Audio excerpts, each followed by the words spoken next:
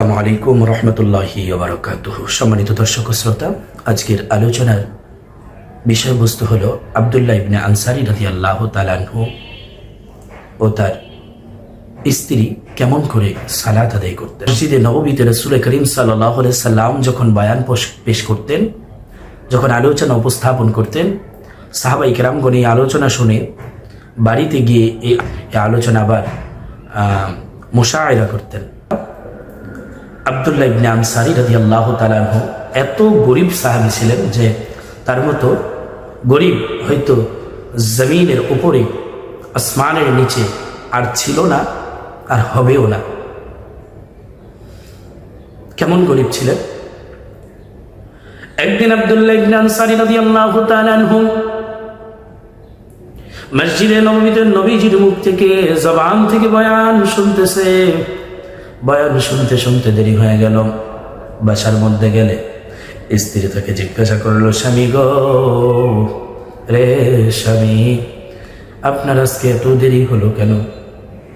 আব্দুল্লাহ ইবনে আনসারী রাদিয়াল্লাহু তাআলা আনহু বলেন, প্রাণীর স্ত্রী মসজিদে নববীতে রাসূল করিম আলোচনা করতেছেন। এই আলোচনা শুনতে আমার সময় নিয়েছে। আলোচনার এক পর্যায়ে রাসূল করিম বলেন, যে ব্যক্তি 5 ওয়াক্ত সালাত আদায় করবে, আমি রাসূল তাকে আমার সাথে জান্নাতে যাওয়ার ব্যবস্থা করে দিব। সুবহানাল্লাহ।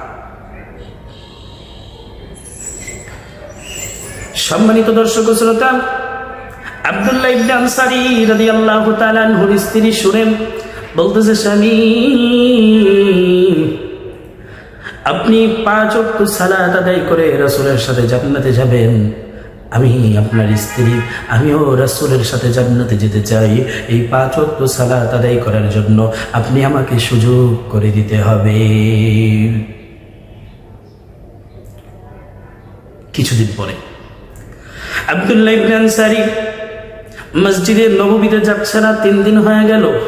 রাসূল করিম জিজ্ঞাসা করলে সাহাবায়ে কেরাম উত্তর দিলেন। রাসূল করিম বললেন, আব্দুল্লাহ ইবনে আনসারী কই রে? আব্দুল্লাহ ইবনে আনসারী কই? সাহাবায়ে কেরামগণ বললেন, মনে হয় ইয়া রাসূলুল্লাহ তিনি দুনিয়ার লোভ লালসায় পড়ে গেছে।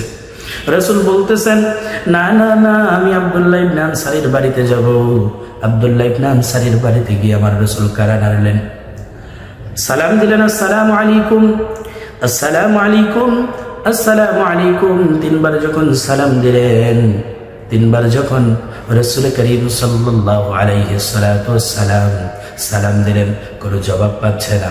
রাসূল করিম তার বাসা থেকে চলে আসতেছে। এই মুহূর্তে পিছন দিক দিয়া আব্দুল্লাহ ইবনে আনসারী রাদিয়াল্লাহু তাআলা আনহু ডাকেন, صدقت سيدي يا رسول الله وعليكم السلام وعليكم السلام وعليكم السلام يا رسول الله يا حبيب الله نبي الصلاة والسلام عليك يا رسول الله نبي কে যখন আবার সাহাবী সালাম দিলেন, রাহমাতাল লিল আলামিন নবীজি থেমে দাঁড়িয়ে গেলেন। নবীজি জিজ্ঞাসা করতেছে, আব্দুল্লাহ ইবনে আনসারী, আমি তোমাকে 3 বার সালাম দিলাম, আমার বুঝতে বাকি নাই, তুমি আমার সালাম শুনেছো কিন্তু জবাব দাও নাই কেন? আব্দুল্লাহ ইবনে আনসারী চোখের 2টা পানি ছিল, 2 চোখ দিয়ে ঝরঝর করে পানি পড়তেছে আর বলতেছে, ইয়া রাসূলুল্লাহ, ইয়া হাবিবাল্লাহ, নবী গো, যখন থেকে গো নবী আপনার জবান থেকে শুনেছি 5 ওয়াক্ত সালাত আদায় করলে আপনার সাথে জান্নাতে যাওয়া যাবে, আপনার সাথে জান্নাতে থাকা যাবে। ইয়া রাসূলুল্লাহ, স্ত্রীকে যখন বললাম, আমার স্ত্রী বলল, স্বামী গো, আমাকেও সুযোগ করে দিও। ইয়া রাসূলুল্লাহ, ইয়া হাবিবাল্লাহ, নবী গো, কিভাবে সুযোগ করে দিব? আমার ঘরে তো কোনো বস্ত্র নাই, আমি এক টুকরা কাপড় আছে, যে কাপড়টা পরে আমি আব্দুল্লাহ ইবনে আনসারী মসজিদে নববীতে যে আপনার পিছনে নামাজ পড়ি।